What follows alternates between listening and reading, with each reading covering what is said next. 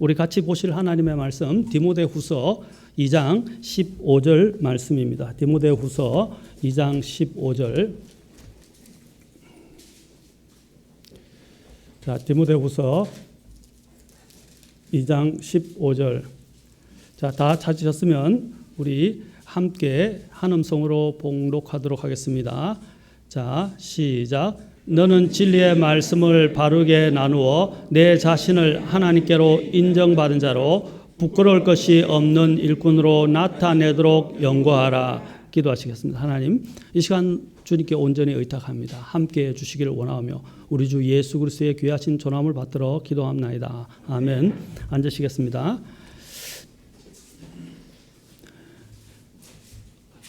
우리 성경에 보면 이제 공부하라 또는 연구하라 이런 표현이 거의 없습니다. 특히 개역 성경에는 더더욱 없습니다. 개역 성경에서는 이 구절을 힘쓰라라고 번역이 되어 있습니다.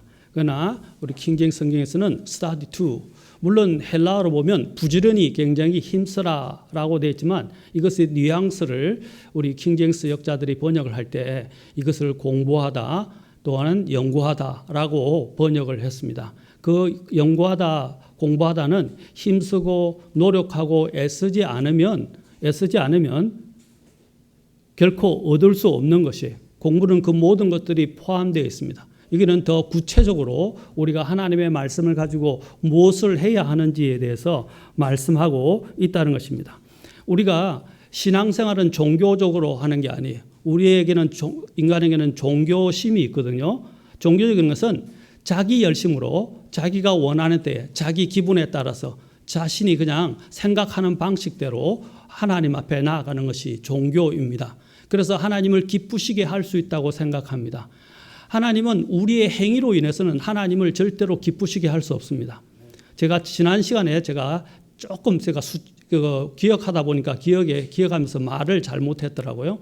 윤치호 선생님인데 윤치호 선생님이 우리에게 말씀하시기를 1917년인가 9년도에 말씀하시기를 가장 최대의 석학이라고 불려지신 분입니다. 그 윤치호 선생님이 우리 한국인은 90%의 감성과 10%의 이성으로 살아간다라고 이야기를 했어요.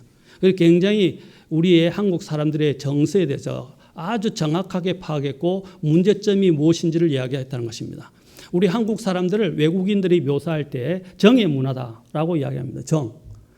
정은 굉장히 중요하죠. 그러나 정이 진리나 어떤 우리가 알고 있는 이 지식이나 진리에 앞서서는 안 된다는 것입니다. 우리가 어떤 상황을 볼 때 또는 사랑하기를 생각할 때 우리는 좋은 게 좋다라고 이야기하지만 그것이 정의 문제거든요. 그리고 감정의 문제라고요. 이런 또 중국도 관시 문화라고 해서 관계를 굉장히 중시합니다. 그래서 사람들을 믿지 않아요. 우리가 가장 중요한 것은 뭐냐면 바로 이성입니다. 이 이성이 또한 하나님의 이 말씀을 대체할 수는 없어요. 그러나 일단은 우리가 합리적으로 이성적으로 먼저 접근을 하는 것이 필요합니다. 그렇죠? 성경도 마찬가지입니다. 성경을 알 때 우리가 감정을 앞세워서 우리가 감정으로 구원받은 거 아니에요. 하나님의 말씀이라는 진리를 보고 진리 안에 내가 설복당하고 그 안에 엎드려서 그 진리를 통해서 받아들임으로 구원을 받게 됐고 감정은 따를 수도 있고 따르지 않을 수도 있어요. 맞습니까? 그래서 우리는 이 진리의 말씀에 우리의 먼저 마음을 두어야지 자꾸 감정적인 관계를 가지고 교회를 세우려고 하면 그것은 사람들은 많아질 수 있지만 주님을 기쁘시게 할 수는 없어요. 우리는 진리에 기반해서 세워진 교회입니다. 진리를 하다 보면 또 때로는 아픈 일도 생기고 힘든 일도 생길 수 있어요. 그러나 진리에 의해서 움직여집니다. 그 진리에 움직여지는 것이 나라와 관련해서도 법치주의라고 하지 않습니까? 그 법치가 통일되는데 요즘 법치가 다 무시되고 있어요. 헌법이 무시되고 있어요. 그러니까 나라가 이렇게 이 모양이 되고 정말 엉망이 되는 것입니다. 모든 것들이 어떻게 해요? 정해진 규칙에 따라서 움직여야 합니다. 디모데서뿐 아니라 빌립보서에서도 또 사도 바울이 뭐라 그랬습니까? 하나님이 우리가 규칙대로 걸어야 한다라고 이야기를 하고 있어요. 하나님의 규칙과 진리에 따라서 걸어야 합니다. 우리가 모든 것들을 판단하는 기준이 되는 것은 진리입니다. 그래서 오늘 본문에서도 우리가 하나님 앞에 부끄럽지 않은 일꾼이 되기 위해서는 인정받는 일꾼이 되기 위해서는 어떻게 하라고 그랬습니까? 바로 진리의 말씀을 그냥 아는 게 아니라 진리의 말씀을 올바로 나누어야 한다는 것입니다. 여러분들이 지금 아이들 수능이나 수시 이제 수능을 치게 될 때 수능 칠 때 우리 아이 고등학교 모의고사 이제 이 안에 국어 지문을 한번 봤어요. 또 영어 지문도 봤어요. 물론 우리 때도 그랬지만 지문이 얼마나 긴지 거의 세로 굉장히 큰 신문과 같은 세로 지문에 한 페이지 반 페이지가 큰 페이지가 두 쪽으로 나눠져 있는데 이 반 페이지가 전부 국어 지문이나 영어 지문이었어요. 그걸 읽고 이해를 해야 답을 풀 수 있더라고요. 그렇죠? 그걸 하려면 어떻게 해요? 거기 보면 본문의 요지부터 시작해서 문단이 어떻게 나누어지는지 또 문단이 말하는 것과 말하지 않는 것이 무엇인지 이런 걸 잘 이야기하지 않습니까?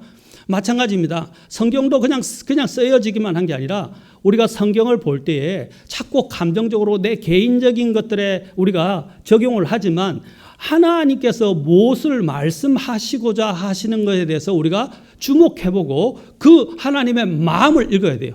국어시험에 제일 중요한 겁니다. 문단의 주제와 그 문단이 말하고자 하는 취지, 그렇죠? 취지, 그 또 내용을 정확하게 이해를 해야 답을 풀 듯이 마찬가지로 성경도 하나님이 말씀하시는 내용이 무엇을 가리키는지, 무엇을 지칭하는지 그것을 우리가 제대로 이해해야 한다는 것입니다. 그 위해서는 어떻게 해요? 말씀을 여기서 바르게 나누어야 한다는 것입니다. 우리는 내가 읽다가 내가 마음이 동하면 그것이 하나님의 말씀이 되고 마음이 동하지 않으면 하나님의 말씀이 되지 않는 식으로 성경을 접근하면 안 돼요. 그것은 초신자들이나 하는 거예요. 이제는 전에도 이야기했지만 우리가 영적으로 성숙함에 나아가야 되는데 성숙함으로 나아가기 위해서는 이제 아까 하나님의 뜻이 무엇인지 아이들이 자라서 부모의 뜻을 모르지 않습니까? 그러나 아이들이 자라면서 어떻게 부모가 뭘 원하는지 부모님의 뜻이 무엇인지 이제 헤아릴 줄 알잖아요. 그럴 때 우리는 뭐라고 말합니까? 철이 들었다라고 이야기하죠. 마찬가지로 하나님의 말씀도 이제는 내 중심이 아니라 하나님께서 나를 위해서 예비하신 것, 또 하나님이 내게 말씀하시는 것을 내가 어떻게 깨닫고 순종할 것인가를 이제 알아가야 합니다. 그 알아가는 것 중에서 하나님은 또한 디테일하게 우리의 삶과 관련해서도 이야기했지만 앞으로 시대 상황과 앞으로 어떻게 될 것인지에 대해서도 성경은 말씀해놨다는 것입니다. 그리고 성경은 놀랍다는 것입니다. 그것을 우리는 퍼즐을 맞추듯이 성경을 자꾸 읽고 공부하다 보면 맞춰지기 시작합니다. 성경에는 짝이 있습니다. 성경은 성경으로 해석합니다. 고린도 교회에 보내는 사도 바울의 편지에서 고린도전서에 말했습니다. 영적인 것은 영적으로 비교하느니라 라고 말씀하셨어요. 그때 영적인 것은 뭐냐면 하나님의 말씀을 이야기합니다. 하나님의 말씀을, 지혜의 말씀을 가지고 우리는 그 지혜의 말씀을 서로 대조 비교하면서 하나님이 진짜 말씀하시는 것이 무엇인가 하는 것입니다. 그것을 찾아내는 거예요. 그런데 이단들은 어떻게 하냐면 특정 한 구절만 뽑아내서 역사적 또 문맥적 또 교리적 성경의 짝도 찾지 않고 자기들이 주장하는 바에 의해서만 자신들의 논리를 만들어내 가지고 교리 체계를 만듭니다. 그래서 사람들에게 어필을 해요. 굉장히 뛰어난 것처럼 보이죠. 그러나 우리가 성경을 많이 알게 되고 정말 공부하게 되면 성경은 짝이 있고 성경은 성경으로 풀고 또 성경은 성경 안에 바로 또 역사적인 것들을 또 공부하고 문맥적인 것도 공부하지만 역사적인 것도 공부하고 배경도 공부하고 또 육하 원칙에 의해서 우리가 이렇게 성경을 공부하다 보면 성경이 너무 신비하고 놀랍다는 것을 알게 되고 더 깊이 있게 믿음의 뿌리를 내릴 수 있게 되는 것입니다. 그래서 성경은 뭐라고 그랬습니까? 연구하라 라고 우리에게 강조하고 있습니다. 어떻게 연구하라? 진리의 말씀을 올바로 나누어라. 그래야 우리는 믿음이 하나님을 기쁘시게 한다는 게 믿음이 뭐예요? 믿음은 어디에 기반을 두고 있습니까? 하나님의 말씀에 기반을 두고 있다고요.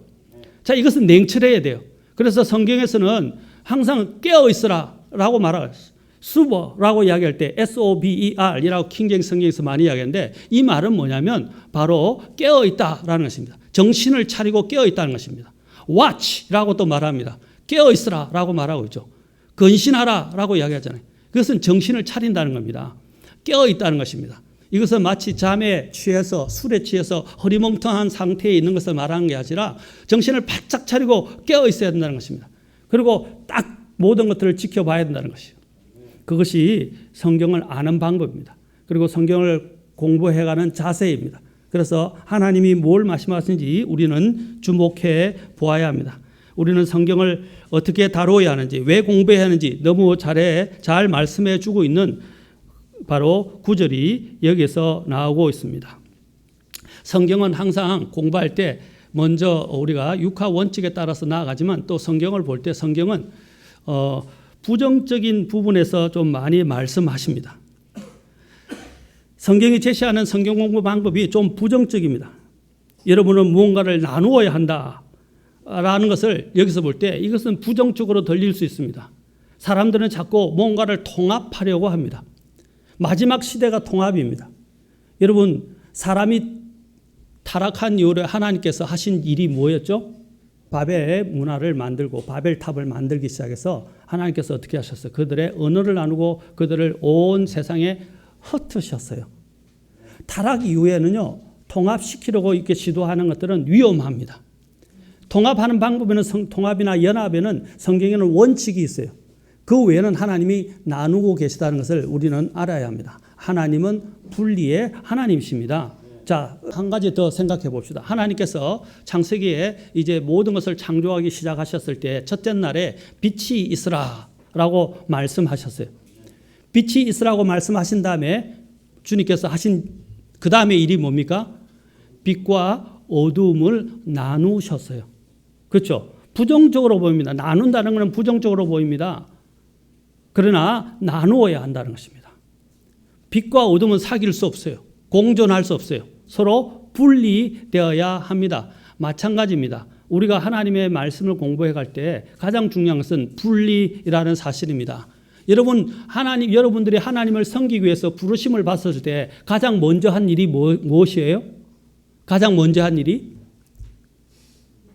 예, 우리는 구원이라고 하는데 구원에는 여러 가지가 있어요. 뭐 칭의, 양자됨, 그다음에 성별, 뭐 이런 것들을 쭉 같이 복합적으로 우리가 이야기할 때 구원이라고 이야기합니다. 다음에 알아보겠지만, 그런데 고린도서에 보면 사도 바울이 제일 먼저 우리의 구원과 관련해서 설명하는 첫 단어가 나오는데 그것이 성별입니다. 성별이라는 거예요. 고린도전서 1장과 2장에 나와요. 성별이에요. 성별이 뭡니까? 거룩히 구별하는 것입니다. 하나님의 특별한 용도를 위해서 거룩히 구별하는 것, sanctification이라고 그래요. 성별이라고 했어요. 예수 그리스도께서는 우리의 성별이 되셨다라고 되어 있어요. 고린도전서 1, 2장에서 그 성별이라는 것, 성별은 뭡니까? 구별하는 겁니다. 그 중에 대표적으로 교회가 있다는 것입니다. 교회. 하나님께서는 유대인들도 어떻게 했어요? 이방 세상, 그렇죠? 그 죄악과 우상으로 만연되어 있던 그 이방인으로부터 어떻게 해요? 아브라함을 분리시켰어서 부르셨어요. 마찬가지로 하나님이 우리 교회 신약 시대에 이제 이스라엘의 모태가 된 아브라함을 그렇게 부르셨지만 이제 이 신약 시대에는 하나님께서 어떻게 하셨어요? 교회를 불러내셨다는 거예요. 교회를 불러내셨다는 것입니다. 어디로부터? 이 죄된 세상으로부터 우리를 분리시키셨어요. 아멘? 그게 부정적이잖아요. 분리해야 한다는 것입니다. 우리는 죄악, 세상, 악으로부터 분리되어야 하는 무리들입니다. 그것을 우리가 특징지어서 우리를 부를 때 뭐라고 부릅니까? 성도라고 사도 바울은 계속 편지에서 이야기합니다. 성도라고 말을 표현을 합니다. 그 서신서들의 첫 부분에 보면 성도라는 말을 많이 쓰고 있어요. 그 성도라는 단어가 뭡니까? 바로 구별된 자, 분리된 자, 따로 떼어져서 분리된 거룩한 자들을 무리를 성도라고 이야기합니다. 성도 아시겠습니까? 여기서 보면 성인이라고 불려지는 캐톨릭에서 이야기하는 성인들에게 말하는 것이 아니에요. 그 성인들만 성인이야. 그 성인이라고 자꾸 특별지어서 이야기하는데 우리 모두가 성인이에요. 하나님 앞에서 거룩히 구별되어진 성인이라고요. 아멘. 그 성인이라는 말보다는 성도라고 하는 게 더 좋겠죠. 사실 캐톨릭의 주장에 따르면 그들만 특별한 성인이 아니라 우리 모두가 성인이다 이 말입니다. 거룩히 구별되어졌다. 분리된 자들이다라는 것입니다. 그러나 이 세상은 하나님의 뜻과는 반대적으로 자꾸 어떻게 해요? 통합으로 나아가려 합니다. 진리에 관계없이 너와 나는 한 민족이고 한 인류다. 우리나라의 문제도 뭡니까? 남북한이 한 민족이다라는 것들을만 해가지고 우리가 세워진 법치주의와 헌법을 다 죽이고 그냥 하나가 되려고 그러고 북한과 하나가 되려고 합니다. 그러면 안 됩니다. 하나가 될 수 없어요. 같은 민족이지만 싸우는 민족들이 얼마나 많이 있습니까? 같은 나라 하나 있지만, 그렇죠? 또 싸우는 여러 민족들이 있는 사람들도 있고, 또 민족들 가운데도 동족 상잔의 비격이 있었잖아요. 소독과 동독도 마찬가지입니다. 하나님이 원하시는 것이 무엇인지를 우리는 보아야 합니다. 연합보다는 분리가 먼저예요. 분리를 바르게 하는 것을 성경적 분리라고 합니다. 성경도 마찬가지입니다. 성경을 볼 때도 먼저 하나님이 어떻게 나누시고 있는가를 주목해 보아야 돼요. 이런 것들은 부정적으로 느껴질 수 있습니다. 그러나 그것은 부정적인 게 아니에요. 진리를 바로 잘 이해하기 위해서 우리는 나누어야 한다는 것입니다. 자, 그래서 성경은 우리에게 이 연합에 대해서는 뭐라고 말하고 있습니까? 연합에 대해서는 연합의 원칙을 지켜야 된다고 말씀하시고, 또 이렇게 말씀합니다. 거듭난 사람들의 연합이 있죠. 거듭났다는 것은 구원받았다는 거 아닙니까? 분리되었다는, 먼저 분리가 전제로 되고 연합이 되는 것입니다. 또 남자와 여자도 어떻게 해요? 분리 가운데서 그들이 한 몸으로 연합하는 것입니다. 왜냐하면 공동으로 어떻게 해요? 같이 사랑하고 같이 함께 하기로 결정을 했잖아요. 그게 따라서, 합의에 따라서 그들은 결혼을 하는 것입니다. 또 형제 간의 연합도 마찬가지고, 주님께서 이 연합에 대해서는 말씀을 하시지만 그 안에 전제가 되는 게 무엇입니까? 진리 안에서, 사랑과 진리 안에서 하나가 되어야 합니다. 그런데 사랑만 강조하면 안 돼요.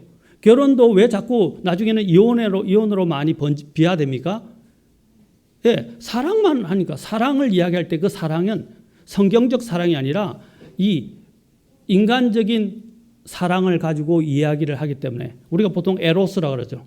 이 육체적인 또 인간적인 이런 사랑만 가지고 강조하니까 흩어지게, 이게 끝나게 되는 거예요. 그들이 항상 결혼했을 때 무엇을 축으로 생각합니까? 결혼할 때 서약을 하잖아요. 서약이 뭘 이야기하죠? 죽음이 갈라놓기 전까지는. 그렇죠? 미울 때나 고울 때나. 그렇죠?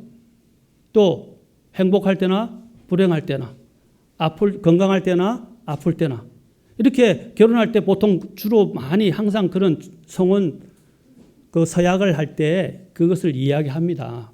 그렇죠? 그때는 뭘 생각합니까? 자신들이 약속했던 그 약속을 의지하지 않습니까? 성혼 서약할 때 다 그렇게들 하시죠? 그렇게 해서 하는 것처럼 우리도 마찬가지입니다. 주님이 주신 진리 안에서 우리는 주님 앞에 나아가야 됩니다. 자, 그래서 사랑만 강조하면, 사랑과 진리는 함께 가야 됩니다. 각 그리스도인들에게 가장 중요하게 제시되는 것이 무엇입니까? 그들은 이전에는 마음대로 살았지만 이제 하나님의 진리의 말씀대로 순종하고 나아가야 된다라는 것들을 우리에게 이야기해 주는 것입니다. 사도 바울이 디모데에게 뭘 말했습니까? 디모데후서 2장의 뒤에 바로 3장에서도 뭐라고 그랬습니까? 3장에서 성경에서 또 말합니다. 디모데후서 3장 또 15절 보십시오. 또 14절부터 보겠습니다. 그러나 너는 배워서 확신하게 된 것들 안에 거하라. 배워서 확신해. 무엇을 배운 겁니까? 자, 너가 그것들을 누구에게서 배운 줄 알며, 그것들이 뭘까요? 또 15절, 또 어린 아이 때부터 내가 거룩한 성경 기록들을 알았나니 그것들은 능히 너를 지혜롭게 하여 그리스도 예수님 안에 있는 믿음을 통해 구원에 이르게 하느니라. 그렇죠? 이 성경 자체가 우리를 구원에 이르게 하고 성경이 우리를 지혜롭게 한다는 것입니다. 이 초보, 이제 초년, 이 목회자가 된 디모데에게 사도 바울이 뭘 당부하고 있어요? 성경에 대해서 이야기를 하는 것입니다. 그래서 성경을 읽고 묵상하고 또 그것을 가지고 주님 앞에 서야 될 것들에서 부지런히 계속해서 사도 바울이 이야기를 하고 있는 것입니다. 왜냐하면 12절에 보십시오. 12절에 보면 이렇게 나옵니다. 자, 12절과 13절에서 참으로 그리스도 예수님 안에서 하나님 뜻대로 살고자 하는 모든 자는 핍박을 받을 것이나 악한 자들과 유혹하는 자들은 점점 더 악하여져서 속이기도 하고 속기도 하리라. 마지막에는 사람들이 자꾸 속이게 되고, 그렇죠? 심지어는 우리가 진리에 거하기 때문에 우리를 오히려 더 미워하고 핍박하게 될 것이라고 성경은 말하고 있어요. 예수님을 믿으면 모든 것이 잘 될 것이라고 말하지 않습니다. 예수님을 믿을 때 점점 더 우리가 살아가는 삶이 더 빡빡해질 것이라고 말합니다. 그런데 우리 힘으로는 이것을 이길 수 없어요. 우리는 진리에 굳게 서야 되고 하나님이 주신 능력으로 우리는 그것을 이길 수 있습니다. 왜냐하면 예수님께서 모든 것을 이기셨기 때문에. 그 이기신 예수님이 우리 안에 계세요. 그분을 의지하고 그분의 말씀을 따라가다 보면 하나님이 동행하시고 주님이 우리의 길들을 밝혀주시며 우리의 길을 승리의 길로 인도해 주실 것입니다. 승리라는 것이 물질적으로 성공하는 것을 말하는 게 아니에요. 우리가 싸워야 될 그 싸움, 우리가 견뎌야 될 그 여러 가지 환경과 상황들을 주님은 이기게 해 주신다는 거예요. 이기게 해 주신다는 거예요. 그래서 초년생에게 제일 중요한 게 뭐냐면 바로 이 성경 진리를 바로 그가 묵상하고 또 공부하고 또 암송하고 외우는 것이었습니다. 그래야 그는 성경 안에서 걸어갈 수가 있게 된 것입니다. 그래서 사도 바울은 계속해서 이 말씀을 계속 읽어라, 묵상하라, 또 오래 참고 기다리라 라고 또 말씀하신 것입니다. 그리고 우리가 여기서 볼 때 이 한 번도 본 적이 없는 성경으로 손으로 만져보지도 못한 성경, 읽어보지도 못한 성경을 가지고 영감을 논하는 것 자체가 문제가 있는 거예요. 오늘 여기 보면 최초의 원본에만 많은 사람들이 최초의 원본에만 하나님의 영감이 담겨 있다고 이야기를 합니다. 그럼 최초의 원본이라는 것은 사도 바울을 비롯해서 성경 기록자들이 직접 필사했던 것만 영감이 있다고 생각한다면 그것은 오산이라는 것입니다. 아닙니다. 하나님은 그것을 보존해 주셨고 오늘 우리의 손에 들리게 해 주셨어요. 여기서 사도 바울이 디모데 후서 3장에서 말씀하실 때 잘 들으십시오. 3장 16절에서 모든 성경 기록은 하나님의 영감으로 주신 것으로 할 때 여러분 헬라 단어 영어 단어를 보십시오. 뭐라고 되어 있습니까? was given이라고 되어 있잖아요. was given이 아니라 뭐라고 하냐면 is given이라고 되어 있어요. 그것은 현재에서도 유효하다는 것입니다. 그런데 원본은 있습니까? 없습니까? 이미 사도 바울이 있던 당시는 2500년에서 3000년 전에 이미 원본들이 있었던 것들이 많았기 때문에 그 원본들은 2500년에서 3000년을 견디면서 어떻게 해요? 다 사라져 버렸어요. 그래서 지금 갖고 있는 그 성경은 원본이 아니라 뭐라고요? 다 필사한 필사본이다라는 것입니다. 그 필사본입니다. 그래서 디모데가 갖고 있던 것도 어떤 것이었습니까? 구약 원본이 아니라 필사본이었어요. 그런데 사도 바울은 그것을 뭐라고 말하고 있습니까? 하나님의 영감을 가지고 있다라고 말하고 있습니다. 영감은 사람한테 주는 것이 아니라 하나님의 말씀 자체가 그대로 그대로 필사해서 우리에게 전수되어지면 그것이 영감을 가진 거예요. 그래서 우리는 하나님의 말씀을 지금도 가지고 있다라고 이야기한 것입니다. 이것은 보존의 하나님을 우리가 이야기하지 않으면 이것은 다 소용이 없는 거예요. 우리는 보존의 하나님을 믿습니다. 오늘 신학교에서 가르치지 않은 성경의 영감론, 정경론을 가르치면서 이 보존론을 가르치지 않아요. 이 보존이 없이는 우리가 지금 성경을 가지고 있다고 이야기할 수가 없어요. 하나님은 성경을 영감을 주셨을 뿐 아니라 보존하시는 분이십니다. 그리고 그 보존된 성경을 우리에게 주셨어요. 그리고 그 성경을 가지고 우리의 매뉴얼로 삼고 우리의 규칙으로 삼고 우리가 그 말씀에 근거해서 살아가도록 말씀하셨다는 사실입니다. 그래서 교회 안에서도 우리가 중요한 것이 뭡니까? 제가 왜 이것을 강조하느냐? 이것이 성경을 풀어가는 데서 너무 중요한 진리이기 때문에 제가 감성에 자꾸 좌지우지되지 말라고 하는 이유가 여기에 있다는 것입니다. 특히 에베소 교회에서도 교회 신비에 대해서 이야기하면서 사도 바울이 이제 그 교회에 관련해서 이야기하면서 이렇게 말합니다. 에베소 4장 15절 보십시오. 이것은 이렇게 말합니다. 오직 사랑 안에서 진리를 말하며. 자, 사랑이 전제가 되어야지만 뭘 말해야 된다고 그랬어요? 진리를 말해야 된다는 거죠.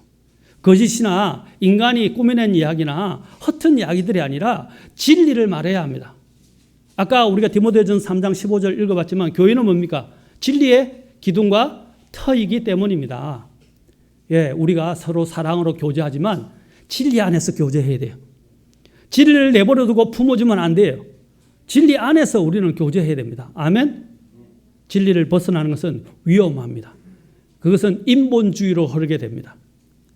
우리는 물론 박애주의와 인본주의적인 정신을 갖고 있지만 그 인본주의는 우리의 성경의 진리에 입각해서 이루어져야 한다는 사실입니다. 아멘? 그래서 사랑 안에서 진리를 말하며 라고 말하고 있어요.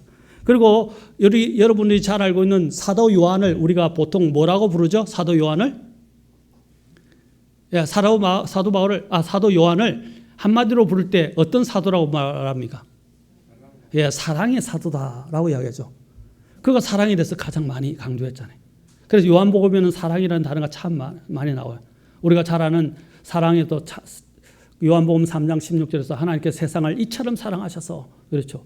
독생자를 주셨으니 라고 되어 있죠. 사랑에 대해서 이야기합니다.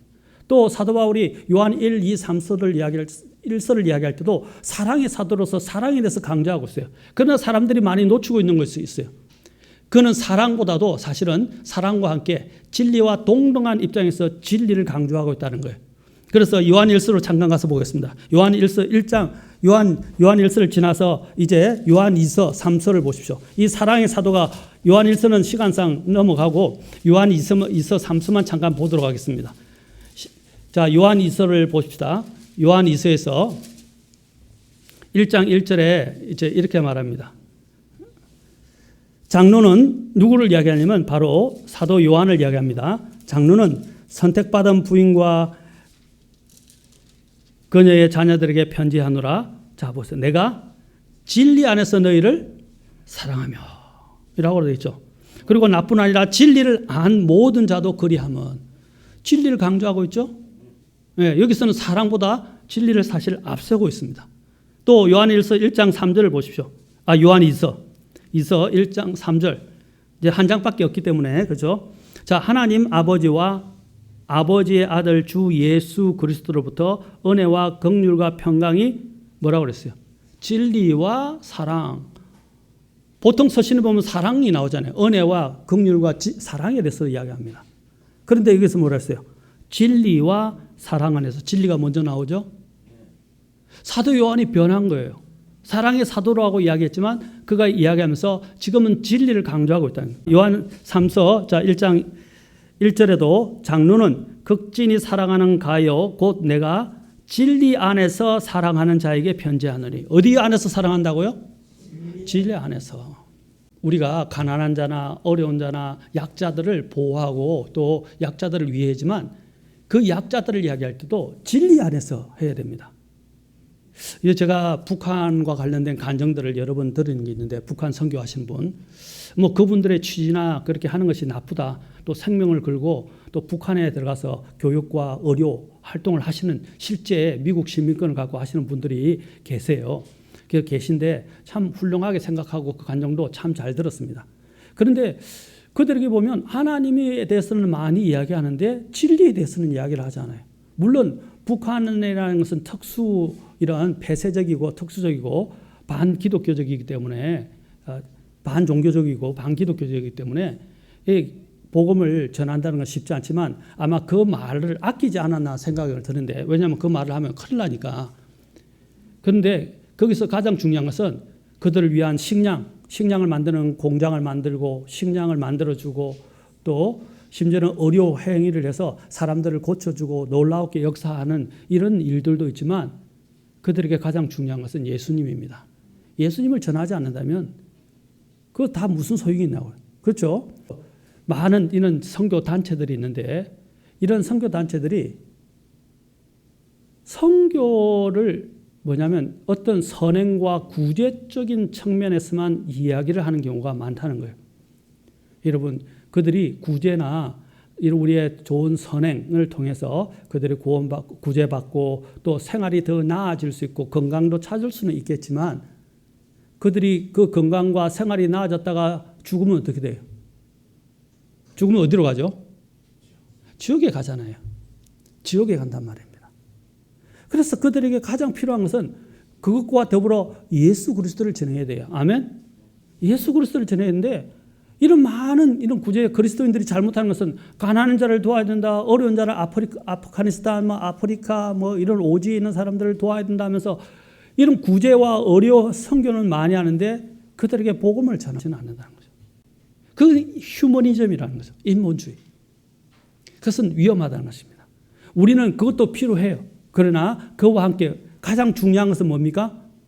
예수님을 전하는 거예요. 진리의 말씀을 전하는 거예요. 아멘? 진리를 전하는 것이 됩니다. 교회 안에도 마찬가지입니다. 교회 안에도 보면 사람들이 약자를 도와야 된다, 약자 편에 서야 한다, 이거 억울하고 소외야 되는 사람들, 또 심지어는 교회 안에서 뭔가 이렇게 좀 불리하게 보이는 사람들을 자꾸 포용하려고 합니다. 아닙니다. 어떻게 해야 돼요? 진리 안에서 사랑해야 돼요. 진리 안에서. 오늘 여기서 사도 요한도 뭐라고 그랬습니까? 그가 사랑의 사도라고 불렸지만 진리 안에서 사랑하는 자가 된다는 것입니다. 그래서 진리 안에서 사랑하는 가운데서 또 성경의 데살로니가후서 2장과 3장에서 말했습니까? 교회 안에서 무질서하게 행동하는 자들에 대해서 어떻게 해요? 그렇죠? 경고하고 징계하는 것입니다. 왜냐하면 교회는 진리 안에서 움직여야 되기 때문에 사랑은 필요하죠. 우리의 목적은 그를 징계해서 내치는 것이 아닙니다. 맞습니까? 그를 회복하기 위한 것입니다. 그러나 그가 회복하기를 거절하고, 그렇죠? 또 징계를 거절하게 되면 어떻게 해요? 뭐 성경적인 방법으로 없는 사람처럼 여기고 출교할 수밖에 없죠. 오늘날 이 교회의 이러한 진리적인 이런 움직임이 교회 안에서 없어지는 것이 참 안타까운 현실입니다. 교회가 뭐 작아지고 사람들이 나간다는 것들 핑계 삼아서 사람들이 잘못하고 있는 것을 이야기하지 않는 것도 잘못이에요. 죄는 죄라고 이야기해야 돼요.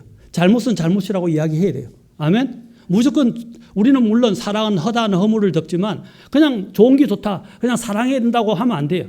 그 진리 안에서 규명을 해야 됩니다. 진리 안에서. 자, 그 다음에 요한 3서 1장 3절에서도 또 계속 보십시오.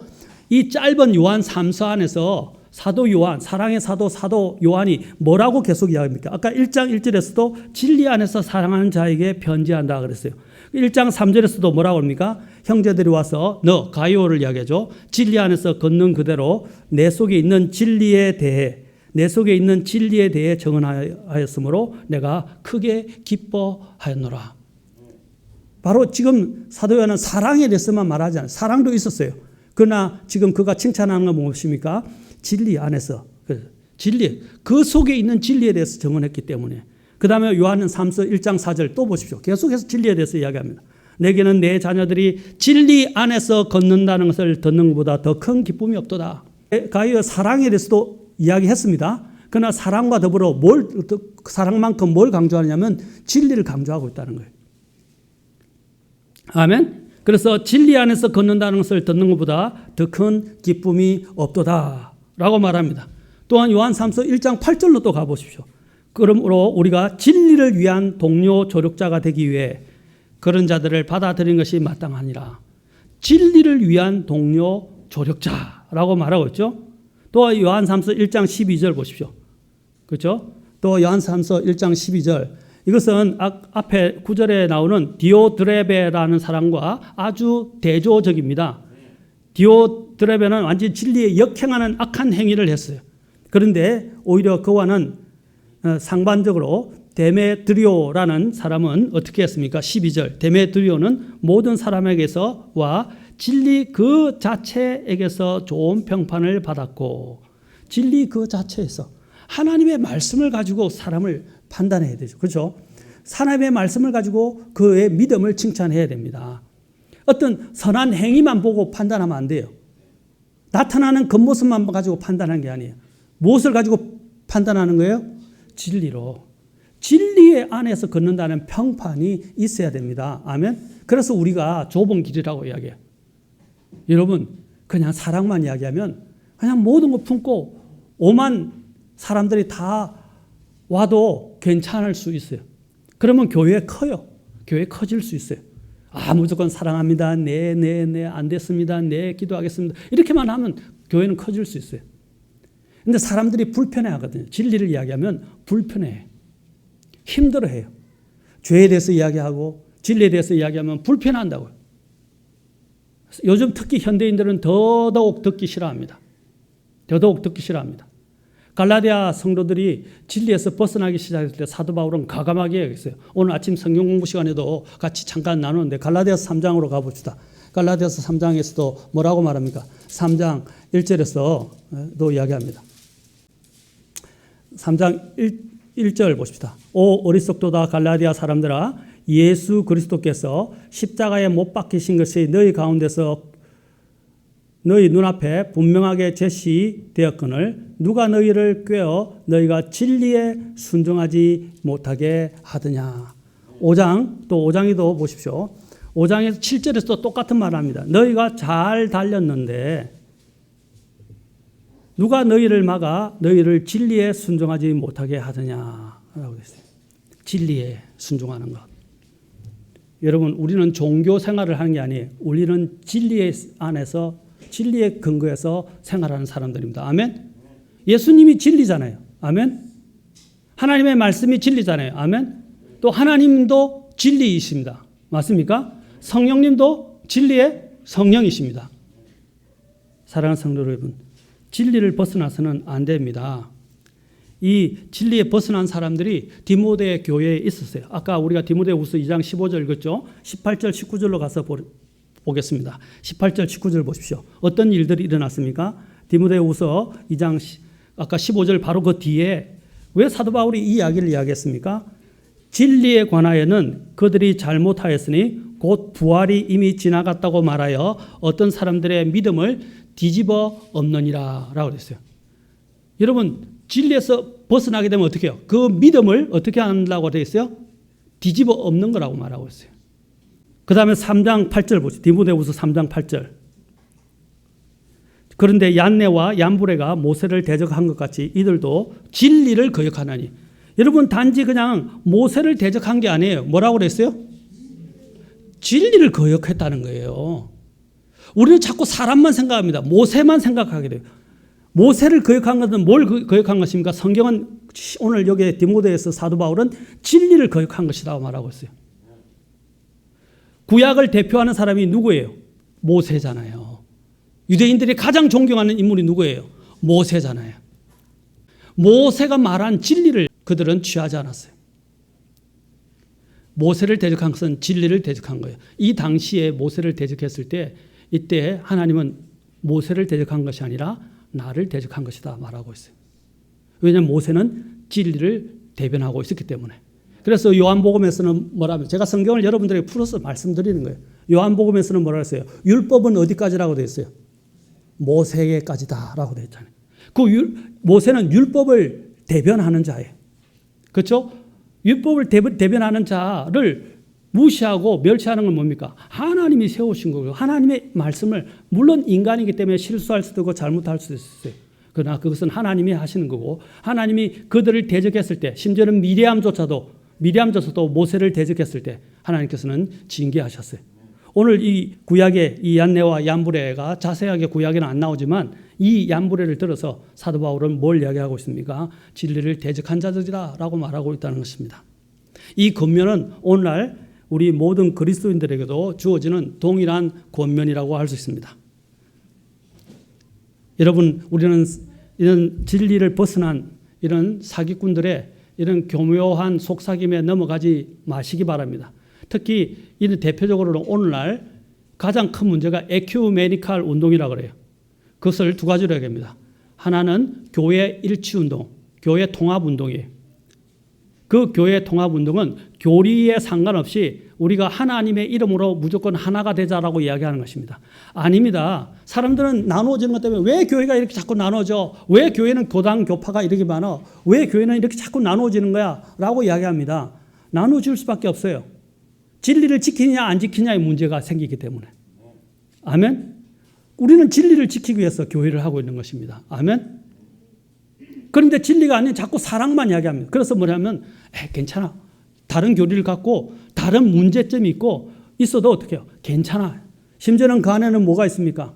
캐톨릭도 수용하고 동성애도 수용하고 있고 페미니즘도 수용하고 있고 이런 사람들 다 수용하는 교회나 교단들도 함께 하자. 우리는 예수님이라는 이름으로 하나님의 이름으로 하나니까 우리는 한 형제이기 때문에 무조건 하나가 되자라고 통합을 한다는 거예요.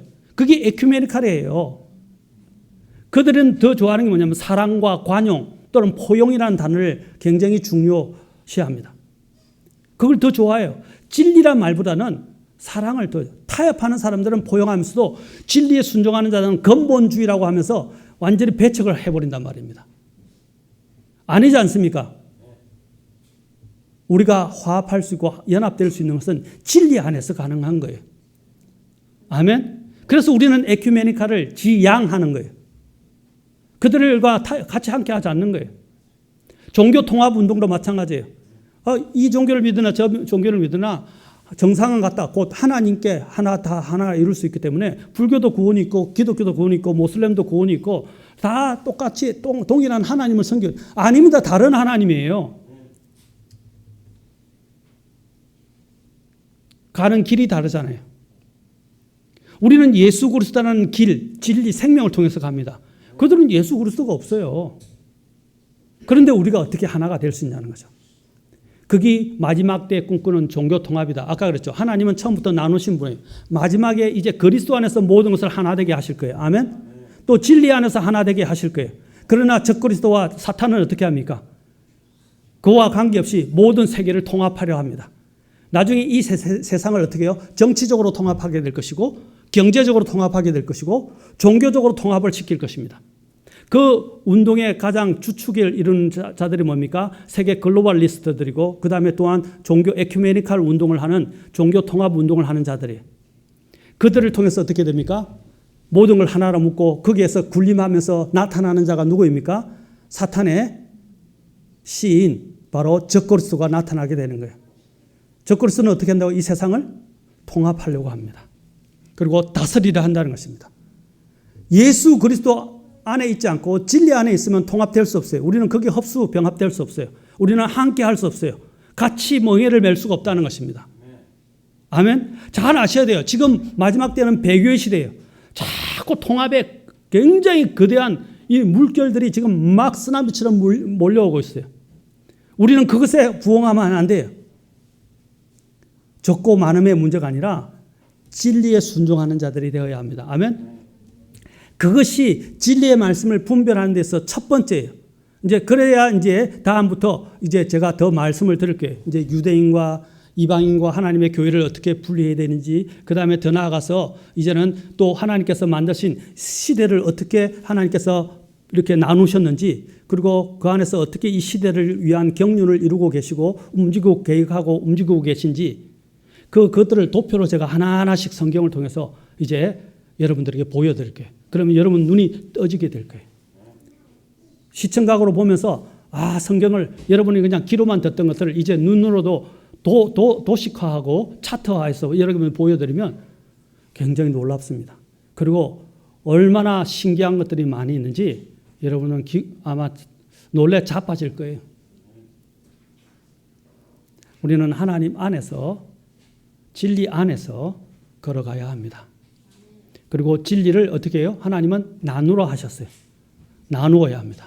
성경이 어떻게 나누어지는지 이제 제가 다음 시간에 이야기했지만 한 가지만 더 마지막으로 말씀드리겠습니다. 자, 크게 우리가 진리를 나누는 것 관련해서 한번 봅시다. 성경은 우리가 크게 어떻게 나누죠? 성경 구약과 신약으로 나누죠. 이게 나누어지는 거예요. 맞습니까? 이게 경륜이 달라지는 거예요. 자, 이제 구약과 신약만 했는데 4가지에서 이제 7가지로 제가 갈 거예요. 크게. 성경을 더 구분하면 구약도 나누어지고 또 신약도 나누어져요. 나누어지죠? 하나님이 나누신단 말입니다. 만약에 구약과 신약을 통합해가지고 함께 하나라고 묶어지게 되면 이제 여러분들은 큰 교리적 혼란을 갖게 돼요. 구약은 신약의 성도들을 위해서 쓰여지지만 신약 성도들을 위한 교리는 아니에요. 교리라는 말은 뭐냐면 거기에 쓰여진 대로 우리가 순종해야 되는 걸 이야기하는 거예요. 유대인에게 주어진 율법이 우리에게 주어졌습니까? 아닙니다. 그것은 유대인과 맺었던 거예요. 유대인과 맺었던 것. 그것이 신약에서 동일하게 반복되어지고 예수님이 우리 신약 교회에게도 말씀하셨다면 우리는 그걸 받아들일 수 있어요. 그렇지 않다면 어떻게 해야 돼요? 우리는 구약의 율법을 준수하지 않습니다. 자, 예를 들어서 우리가 유월절 준수해야 안 해요? 장막절 지켜야 안 지켜요? 오순절 지켜야 안 지켜요? 안 지키잖아요. 규례적으로는 안 지키잖아요. 맞습니까? 왜? 예수님 안에서 이미 다 성취되었기 때문에. 그리고 예수님 안에서 성취될 것이기 때문에. 그런데 아직도 유월절을 지켜야 된다고 이야기하고 있어요. 심지어는 안식교처럼 이야기해요. 안식일 날 여행도 못하게 하고 돈도 쓰지 못하게 하고 먹지도 말게 하고 심지어는 불도 피우지 못하게 해요. 근데 요즘 자기들 집에 가서 가스레인지 다 켜더라고요. 먹으려면 가스레인지 켜야 되잖아요. 유대인들은 어떻게 했어요? 불도 피우지 말라고 그랬어요. 미리 먹을 거 다 어떻게 했어요? 안식일 전날에 다 예비해 놔요. 그리고 불도 일하지도 말고 오랫동안 여행도 하지 말게 했어요. 그게 유월절을 지켜요. 그럼 안식일인데 왜 그걸 안 지키죠? 자, 그 말은 유대인들에게 주어진 것과 우리에게 주어진 것이 다르다는 거예요. 그렇죠? 그게 시대 경륜이 다르다는 거예요. 나중에 살펴보겠지만 그래서 구약을 뭐라고 말합니까? 옛 상속 언약, 신약을 새 상속 언약이라고 말하는 것입니다. 아멘. 자, 이렇게 나누어집니다. 이제 구체적으로 성경이 어떻게 나누어지는가 더 설명하도록 제가 설명 다음부터 계속해서 설명해 드리겠습니다. As I read your holy word, help me see, Lord, help me learn. Holy Spirit, from its pages lead the way. Come and melt my stubborn will. Make my heart and soul be still. As I read your word, may I heed it and obey. Like the first rays of morning light, it will pierce my darkest night, showing sins of doubt and fear within my heart, showing self-confidence and pride, the rebel thoughts that plague my mind. Then it brings cleansing hope that quiets